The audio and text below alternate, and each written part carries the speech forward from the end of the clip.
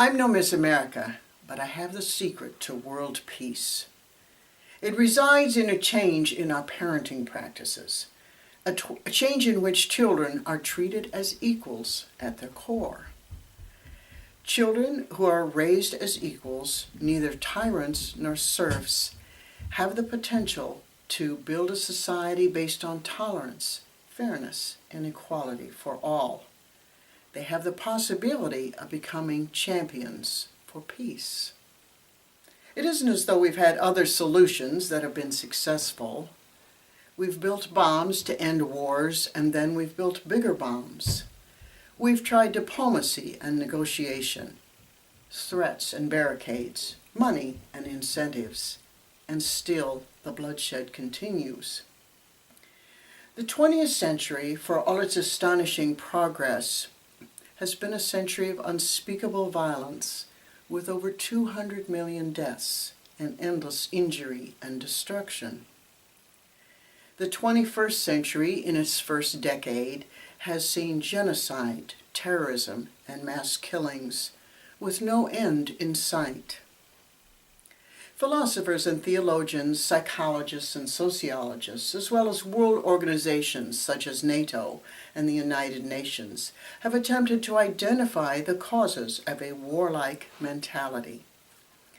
They have noted factors such as economic decline, reversals of morality, unhealed group trauma, the passivity of bystanders. I would like to add to that list the attitude of the individual, who is treated as either tyrant or serf within a family environment. I know what you're thinking. How do parenting practices relate to the practice of war? If we look at the history of war, it's not so much a story of right versus wrong as it is a hierarchy of power. Who has it and who doesn't? Who has the most arms and resources, the most money, the truest religion, the most control? It is a hierarchy of power in which the losers are seldom treated with dignity and respect. Children are also raised within a hierarchy of power, and because it is the first experience that they have with human relationships, it becomes a template for how they enter the adult world. They are pre-programmed to replicate a rank-ordered society of rulers and serfs, lords and peasants, haves and have-nots. But what if we removed dominance from the parenting paradigm? What if children were treated as equals at their core? In order to explore these possibilities, I want to introduce a model of parenting that we call seesaw parenting. So I want you to imagine in your mind's eye a seesaw or a teeter-totter like the one you played with on the playground. You know that it requires balance in order to work. There must be equal weight on both sides. And so using that model within the family, it means that every family member has equal weight at their core. It's based on the idea that all of us have within us an essence, a being that we bring with us into this world. It is a soul or spirit, and as such, we are all equals at that level. No matter when we enter the world, at whatever time, we are still equals at our core, and it is that part of us that demands equality. In order to clarify this idea, I want to go back to the wonderful children's story, Puff the Magic Dragon. You may remember that it's a story about a boy whose name is Jackie Draper, and he does not speak anymore. And his parents have despaired that he will ever talk again. They call in all sorts of professionals, but they just shake their head and say there's nothing can be done. He's alone in his room, and Puff, the magic dragon, comes by and invites him on a journey to Hanalei. In order to make the journey, they have to take the living thing out of Jackie Draper, and he becomes Jackie Paper. And together they go on this wonderful journey to Hanalei.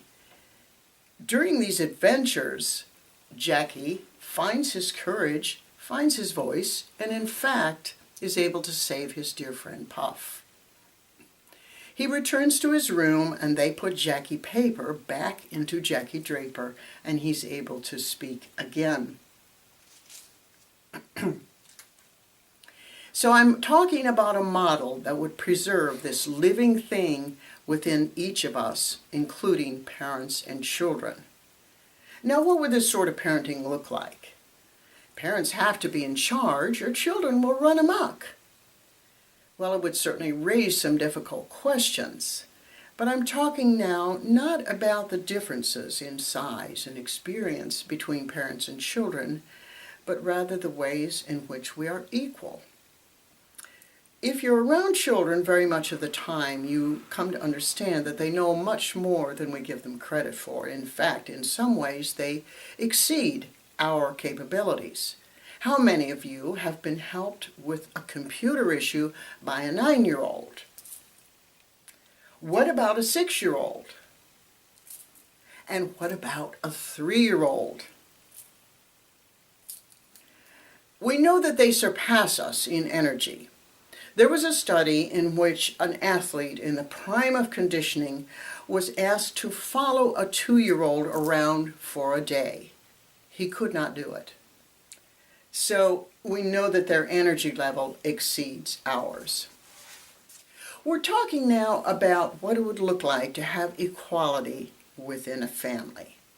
Now, that's a difficult idea to put into practice. Equality is an abstract concept, and most of us would agree that it's a very good thing.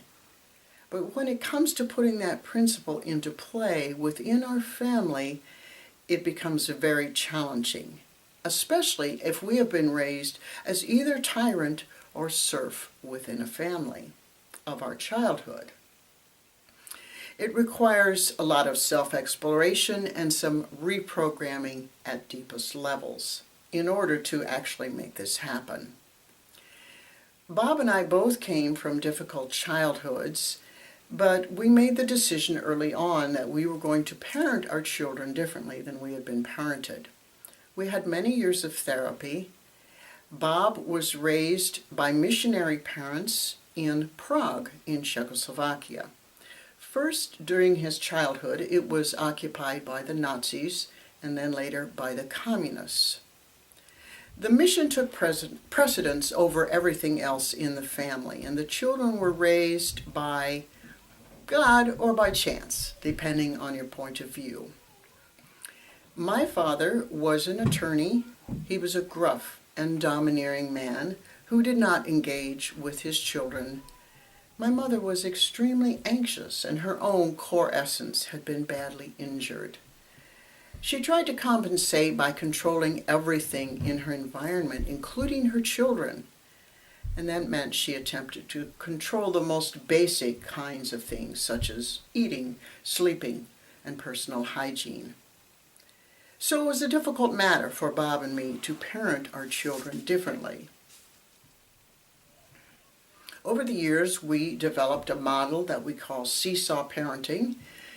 It contains 4 elements, which I'm going to describe briefly here and which are described in detail in our book, Family Entanglement.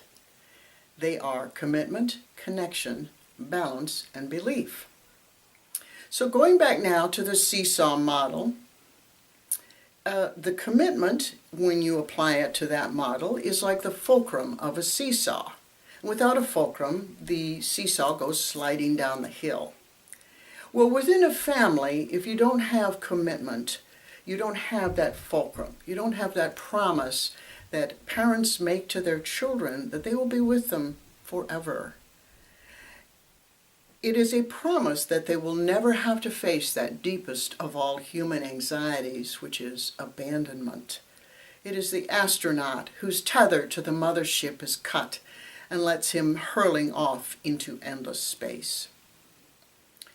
The second principle is connection, and connection is like the oil for the seesaw. Any piece of machinery has to have oil in order to work. If you don't have oil, it freezes up and stops functioning. So within a family, connection is the oil that keeps the family machinery running smoothly. It is the arm around the shoulder, the touch of the hand, or the listening ear that lets you know that someone is hearing your perspective.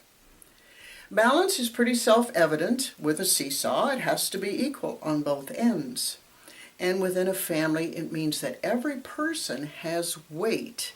Every person matters in order to balance the family seesaw. The fourth principle of belief is based on the idea that we are humans, we are not machines. So it doesn't really apply to the seesaw. But within a family, it means that we have an awareness of the core essence of every person within the family.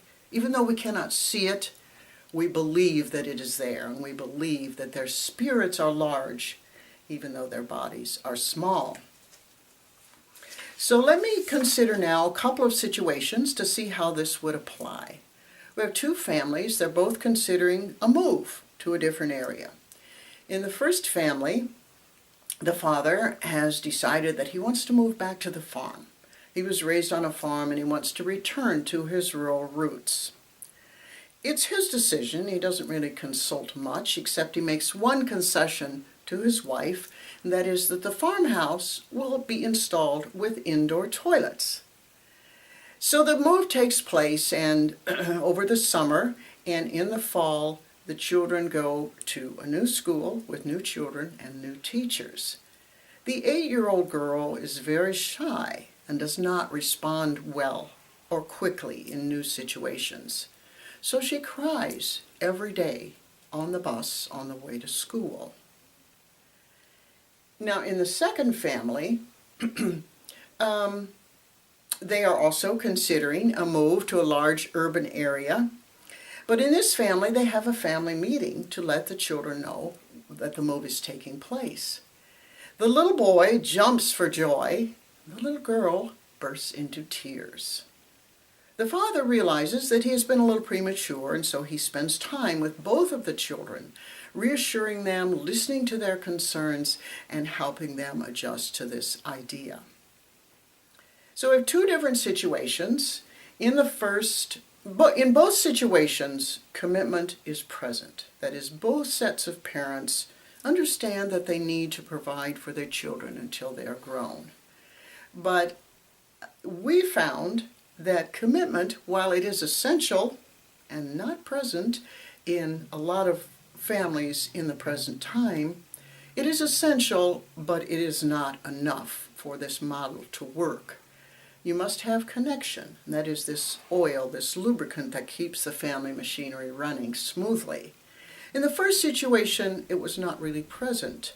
The little girl was exhibiting emotion, but no one was really helping her process it, and the concerns of the mother were only barely addressed. In the second family, connection was already present in the form of the family meeting, and then the father went the second mile and talked to the children and listened to their perspective. Balance in the first situation was pretty much non-existent. The father made a unilateral decision, so all the weight was on his end of the seesaw, and the rest of the family was up in the air. In the second situation, the parents had greater weight, but they made an effort to balance the seesaw so that the children also had some weight in the situation. Belief in the first situation was lacking in that the little girl was seen as just a little girl with a small body, not really able to contribute. Where in the second situation, the parents could see beyond the little child's body to that glorious spirit that she carried within her. With all of these elements in place, the seesaw model has the possibility of raising children to adulthood with their essence intact. That means that they would grow into adults who possess the joyful energy and spontaneity which so delights us about small children.